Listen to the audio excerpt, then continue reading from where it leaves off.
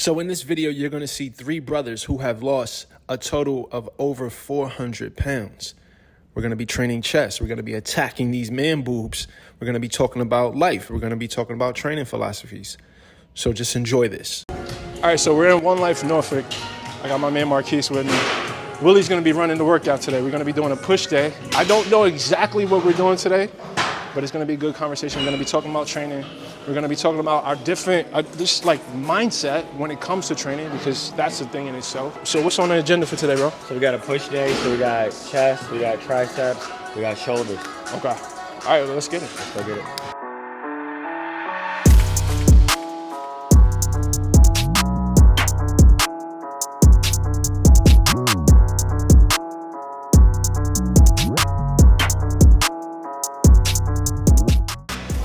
So talk to me about your warm-up.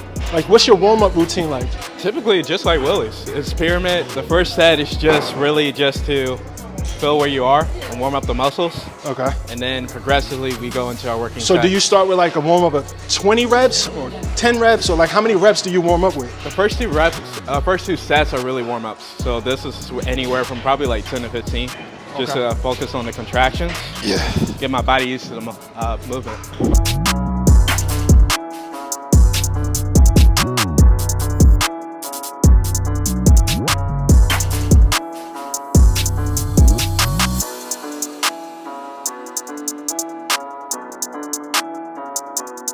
So how did you fall in love with training, bro? Because I still haven't done it. I'm Really? I'm not in love with training.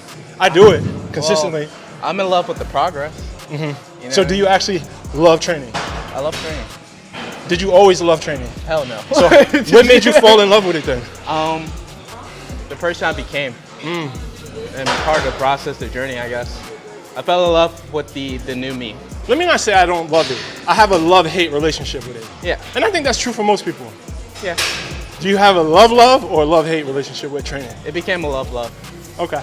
But it started off as just a hate. No, I hate it. Look, so actually, when I started, I had somebody like you. I had a good friend who dragged me to the gym. Yeah. I used to watch him work out because I despise working out so badly. And then he would drag me constantly. And one day I was like, I'm just wasting time, man. Might as well do something. Listen, at first you may not love this shit, but if you push through, you will find a reason to love it. And then you'll have a love-hate relationship like me, or if you're lucky, you'll have a love-love relationship with it. All right, for this workout, we're gonna introduce our first superset.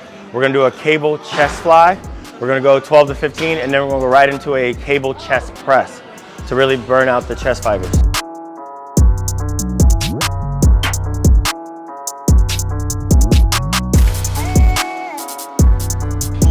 All right, do you typically train to failure? Yes. The end of your workout, you should be exhausted. So I always train to Yo, what's the science on that, bro?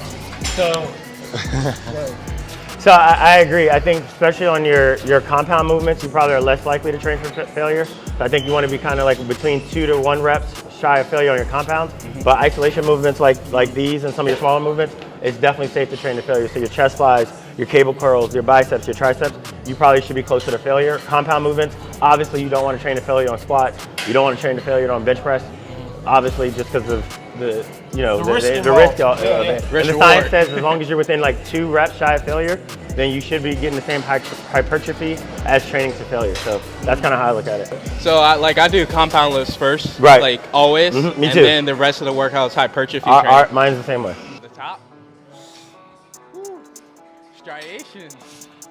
Bro, Brix striations is ridiculous. Yeah, I could tell. I was like, he already got the pump. Exactly. Bro, and it's all the time.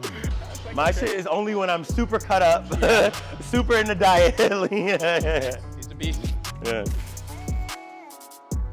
So that's super cool that you can discipline yourself and do something you hate so much, and even though you've come this far, you still hate it, but you still do it. I think that's the definition of discipline, right? Yeah. It's doing things even when you don't feel like it, and if you don't love doing it. It's easy to do shit when it comes easy to you, right? I think that's what Mike Tyson said. He said, discipline is doing something you hate like you love it. Yeah, that's a fact. Absolutely.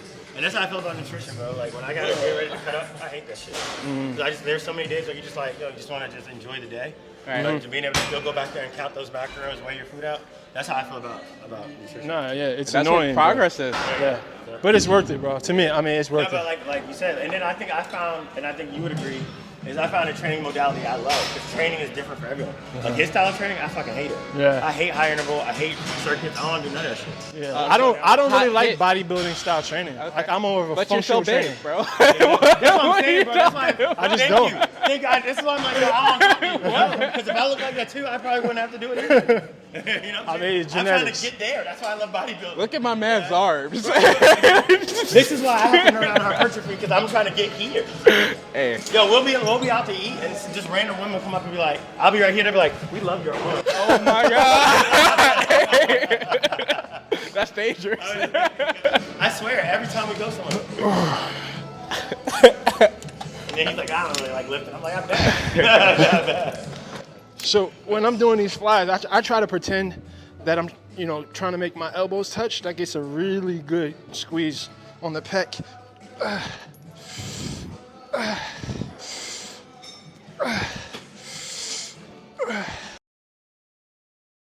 Maybe I shouldn't say I'm lazy because I'm not lazy. I train. I definitely train. I train consistently. I train medium hard, pause. Okay. But I've also worked out with people who train Balls to the wall. Exactly. And I'm not that type of, that's Right, not my right. style of training. Like I don't go balls to the wall. I actually figured out when I was doing like in a 70-80% range, I had more time to heal, and I came back to my workouts feeling a bit more, having more energy. I used to go balls to the wall, Yeah. and I would get injured a lot. I haven't, let me knock on wood, right? I haven't had an injury in like 3 years. Hey. And I feel good, I look good. And it's all It about works for me. longevity. Yeah, absolutely. What are we doing here? So we're gonna do a close grip Smith machine press, really focused on the tricep. We're still gonna get upper body. We're gonna get a deep stretch at the bottom, lockout at the top, hold, and we're gonna go reps from 6 to 10. So like here? Yeah. Well, and I don't think close grip, like, kind of just think like shoulder width. Okay. Yeah, there you go. People overthink close grip. There you go. Yo, go all the way down in your chest, and then get a good lockout at the top. I want a good lockout. Whoa, there we go. All right, let me move this. Give me that lockout. Hold it 1 second. Lockout. Okay. On this one, we want that lockout. Boom. Just like a dip. There you go. Good Woo! shit. Oh shit. Oh shit. What's the word? Oh, fuck. Goddamn. Wave. Me on the beat too. Look, yeah.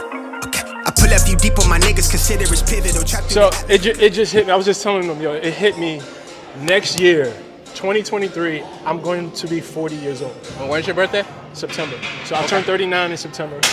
So, but it's just, it like, even when I say it out loud, it's kind of crazy to be like, next year I'm gonna be 40 years old, bro. Time flies, baby. 40. And still 40 looking like a years whole old, boy. unit. 40 years old.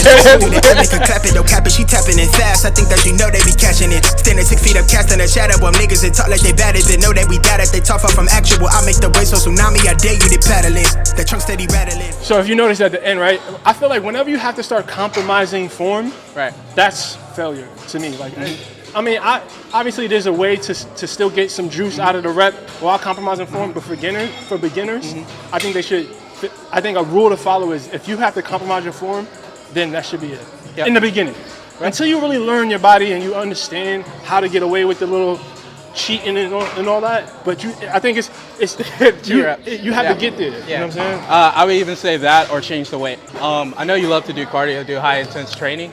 Would you say cardio before a workout or after a workout? Now it depends on what your goal is, right? If you're prioritizing trying to grow muscle, then obviously you want to prioritize your weight training first. But if your goal is fat burning or endurance or anything like that, and you don't really care about building muscle or strength, then you would do your cardio first. So for majority of people, they're kind of like us. They want to lose weight and gain muscle. So what would you say to them? So I think it depends on what they enjoy the most. Okay. Right? If you enjoy, I think you should do the thing you hate the most first. So if you hate For cardio, sure. do that For first. Sure, for sure. and vice versa. That's my advice. I know, like for me, for example, if I didn't do cardio first, by the time the end of that workout come, like, time to go home. Yeah, exactly. That's exactly my point. Like if you hate cardio, get it out the way. No top tier to keep my thoughts clear. I see the optim there. I'm on my shot. Call it big bar shit. I never know the time. I'm never clocking in. Wildflower. I'm like Denzel. I've been the man on fire. Bitch, I'm hot lava. You are not scarred. You are proudly. I'm a real nigga to the coffin still. Heart chill from all this talking real. Recent life feel like a highlight reel. Currently thumbing through currency. I'm from the avenue. Bitch, I'ma get it regardless. I told little baby to slide with that lotus. Pull up with the garden. My guard is down till you come around trying to hold you some. Give a fuck how you feel, I don't owe you nothing. Now you trying to make amends. I'm just trying to get the fortunes. Trying to cut my mama fortress. Pop might pull up in a Porsche. I used to be quiet, was timid. They used to catch me skipping courses. Now they snap a nigga portrait. Hard head but never forced it. I got a pin it shine like it's supposed to. The way I So, do you do like morning meditation or anything? Every morning, bro. Like, Religiously. what made you get started? Honestly, bro, when I would study like different thought leaders whether it's thought leaders or entrepreneurs or any successful person, they always have meditation as a part of their routines. And in the beginning of my personal development, I was just trying to do what the successful people were doing, right? So that's how it started for me. And I started off just meditating 3 minutes a day. Okay. And just like slowly built, and now I meditate at least 20 minutes a day. So when you meditate, what is that for you? Like, what does meditation mean for you? So at this point, I'm at the point in my meditation journey where I don't need guided meditation. What I do is I put on a white noise app. Okay. And I set a timer for 20 minutes for the white noise app to stop, and I literally just sit and do nothing, right? That's the thing about meditation. People think, oh, I need to try to quiet my mind, or I need to listen to this, or I need to focus on my breath. Like, that's the opposite of meditation. Meditation is actually just having a non-judgmental observation of your existence. Just because once you stop fighting with the idea of, because your mind is gonna go. That's a part of meditation. And once you accept that, it's like this total acceptance of whatever shows up. That's when magically your mind will quiet. But it's the fighting that keeps your mind activated. You feel what I'm saying? It's the expectation that, damn, I'm supposed to not have any thoughts, which is bullshit. Right. You can't stop your mind from going. So once you stop fighting with it, that's when it settles. And that's what I've learned. And my last question was like, how has that benefited you? And Where do I like the person that you are, and like, listen, the biggest benefit I feel like is the relationship that I have with my thoughts. okay, Right? The relationship that I have with my that's mind. number one, because your thoughts are everything, and that's what you hear majority of the time. So and also understanding the nature of my mind, right? Which gives me the power to not be reactive to whatever thoughts that happen. It's like, yo, I just observe it, and I have this ability to detach from my thoughts. I understand that I am not my thoughts. Because a lot of the times, like, our thoughts create our emotions, and our emotions creates our action. Right. So if you can disconnect from the thoughts that don't serve you and only take action on the thoughts that do serve you, changes the game. 100%. Changes the game, bro. Kobe says one of his things is just to be calm and stay still. That's a fact. And as simple as that sound, right? Because that's gonna go over a lot of people's heads. That's profound. Just be still. One of the greats. He is a great. I appreciate that, bro. Yeah.